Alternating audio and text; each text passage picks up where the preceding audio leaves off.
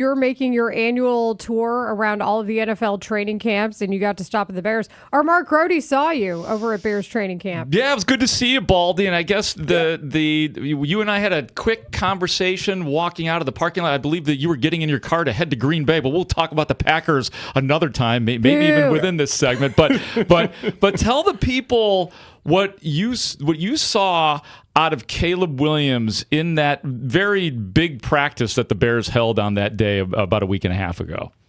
Well, that was their inter-squad scrimmage, really to get game ready for that preseason game, against the Browns this weekend. And so everything from how you take the field, how they stretch, how they warm up, it was really, just a preparation for game day. But it was very impressive. It was so crisp.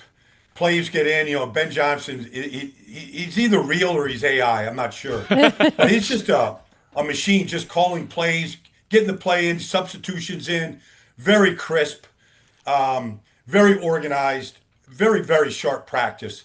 And then, so that was just impressive just to watch, honestly. And just the way that Ben conducts himself, he knows everybody's name in the press conference, calls him by his first name.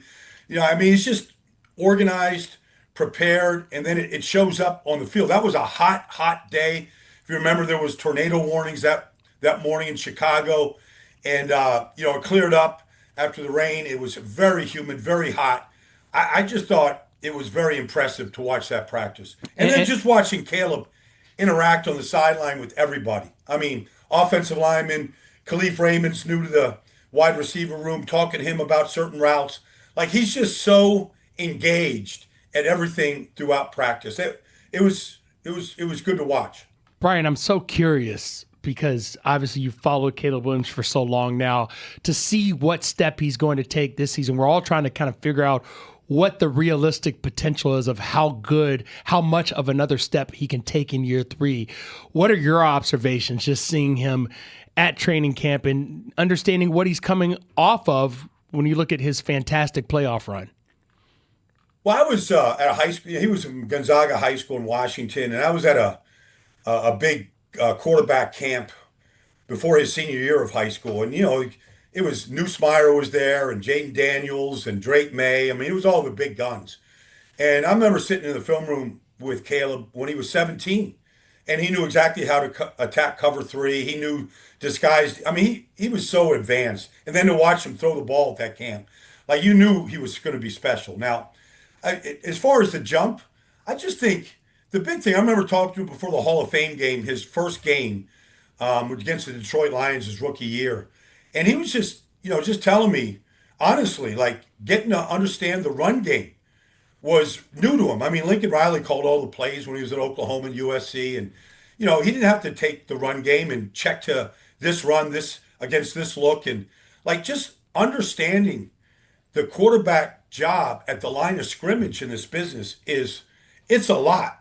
And I just think getting under center, taking charge, getting the check to the check to the check, getting to the right play, getting out of a bad play. I think all that stuff that we might not see in the stats is a good step for him, and a step that is important if you want to become an elite player in this business, which he's on the cusp of. And so I think stuff at the line of scrimmage, getting in and out of good plays into bad, out of bad plays into good plays. Like, I think that's a good step for him. And then just hitting some of the layups that he probably missed last year after he eluded the rush or got out of the pocket or showed his athletic ability. Just to be able to set his feet and make the right throw and not miss some of those throws that we saw him miss a couple of times last year. I think those are logical steps for him this year. We're talking to Brian Baldinger. He's the Audacy NFL insider, host of the Best Football Show with Brian Baldinger. Find it on the Audacy app or wherever you get your podcasts.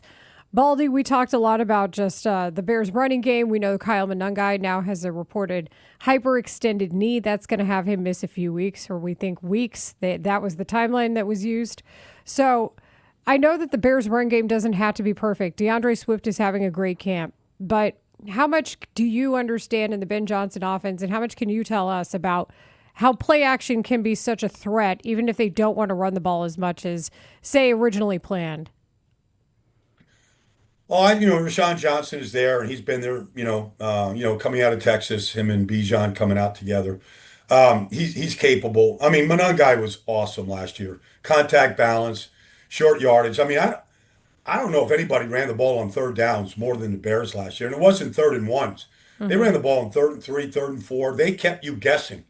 Ben's just near genius at being able to just really, what they did to Philadelphia on Black Friday last year, nobody did to the Eagles. I don't think everybody's ever done that to Vic Fangio's defense before. It's a big part of what they do. They're not going to run. They're not going to shy away from it. They'll get Rashawn up. They'll get somebody else up until Monangai is ready. But Caleb's going to be under center. There's going to be a strong play action pass. They're going to feature the run. They've got horses up front that can move the line of scrimmage. They got to get the left tackle position figured out. But regardless, they had to do the same thing last year. They're going to be a run first team. That's not going to change. Baldy, I know that you had a chance to watch the Bears preseason win over the weekend against Cleveland and kind of break down some of the film. And around here, as you well know, there's a left tackle competition going on. And the two participants in the game on Saturday were Jedrick Wills and Karan Amagaji. What did you see out of both of those guys? Well, Jedrick Wills has played a lot of football in this league. Now, he's had a lot of injuries, but he came out of a draft class that was loaded with tackles. Tristan Wirfs and, Andrew Thomas. I mean, Mekhi Becton. I mean, he came in with that class and went to Cleveland and started right away and had some good games. Like, I would think that now Amagajian is an athletic kid that went to Yale. We know he's in his third year.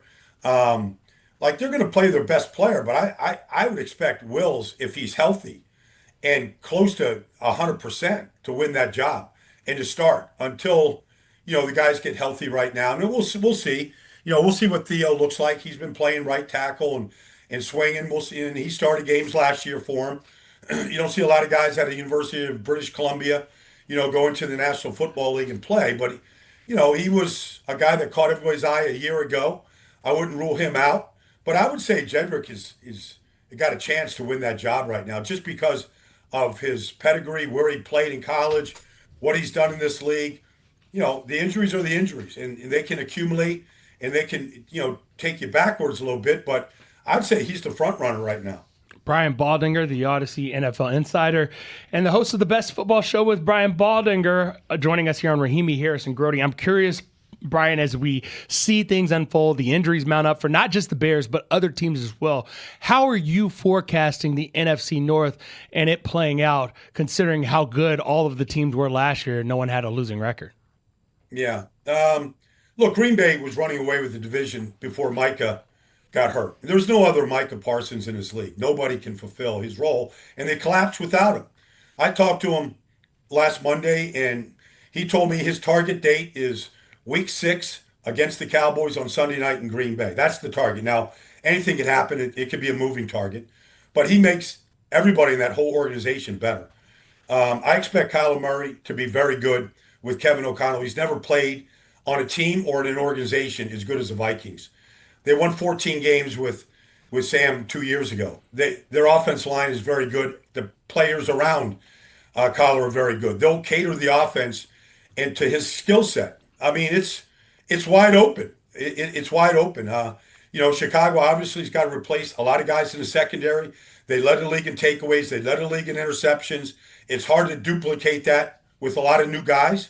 Although Beanie Bishop, if you throw it to him, he's going to catch it. He proved that against Cleveland.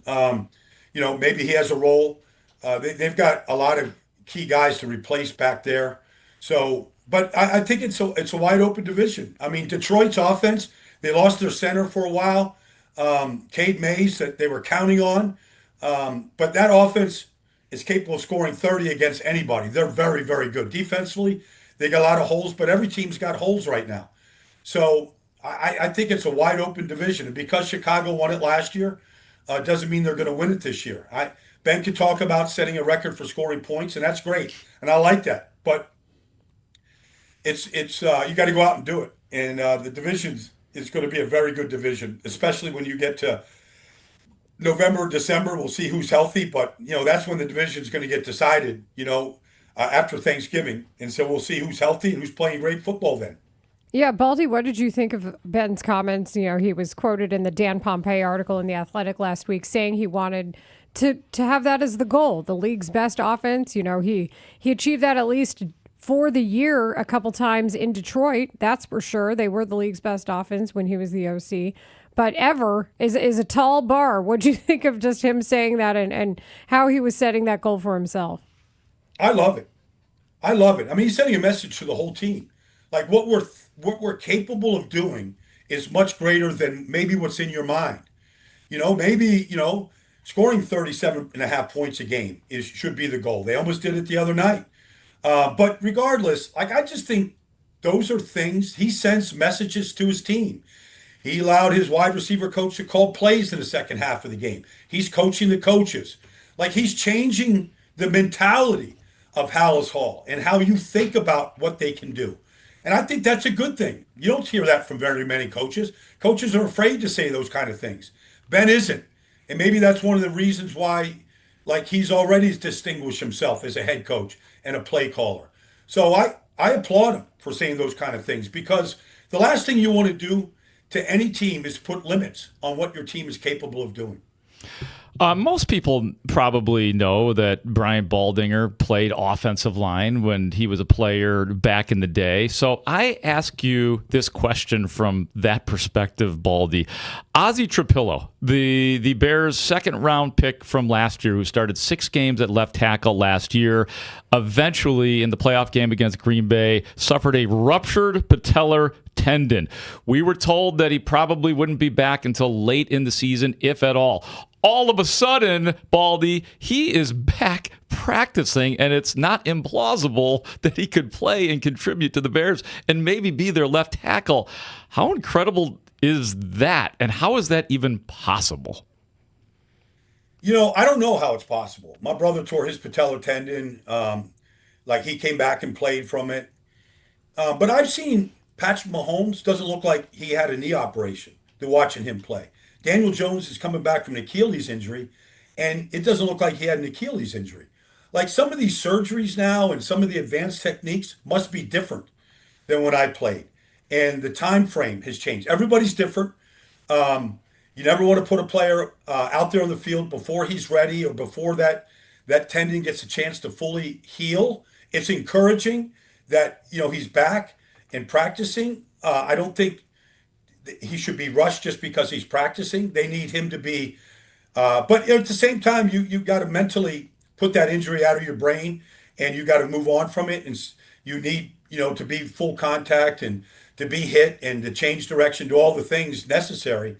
But it's encouraging, I'll say that. But I've gone around the league and I've watched guys come back from injuries that nobody should look like Mahomes or Daniel Jones right now, the way they look in practice and are going to start week 1.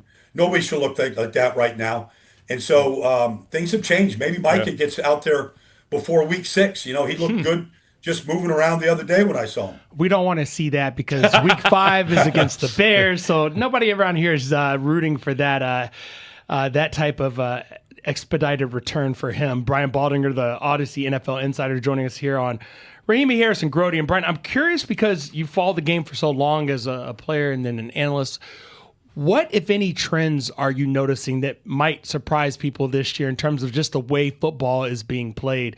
We know the last 2 teams to win the Super Bowl, they were just so good up front, defensively pressuring the quarterback. But I'm just curious if you see any glimpse of something that might catch the layman off guard watching the game. No, you're just going to see more teams run the ball more than they throw it. Okay. You're going to see more teams in 12 and 13 personnel. The Bears might have 4 tight ends active on game day. The Rams have 4 tight ends some days active on game day. Seattle played 3. I mean, everybody's playing 12 and 13 personnel, like the one back, 3 tight ends. The days of just spreading you out, the way Buffalo at one point did with 4 wide receivers or 11 personnel with 1 back, 1 tight end, those games are fading. People are realizing that these quarterbacks they're not Superman. They can't do it just by throwing it. You need a strong run game. You need a strong play action game. Everybody is under center. Watching Josh Allen play the other day, watching Joe Burrow play the other day, they're under center. They're taking they're not in shotgun. That is here to stay, and it's growing. Philadelphia is changing their offense to cater to it. Washington fired a very good coordinator in Cliff Kingsbury, to change up and get underneath the center. You're going to see quarterbacks under center. You're going to see running backs 8 yards deep. You're going to see heavy play action pass. I mean, that offensively is here to stay, and it is a league-wide trend. And you're seeing going around the training camps right now, you can just chart the number of quarterbacks that are under center versus the days when they were never under center. And quarterbacks like Caleb, who was never under center, as a college quarterback, or Kyler Murray, when he was playing. Like, these guys are under center right now and learning the footwork it takes to be good at that. Brian Baldinger, always informative. Thanks for giving us some hot gossip from other training camps, too. We appreciate it. Yeah, my pleasure, gang. Thanks, Brian. Thank you. Thanks, Baldy. That is the Audacy NFL insider, Brian Baldinger, host of the Best Football Show with Brian Baldinger. Find it on the Audacy app or wherever you get your podcasts.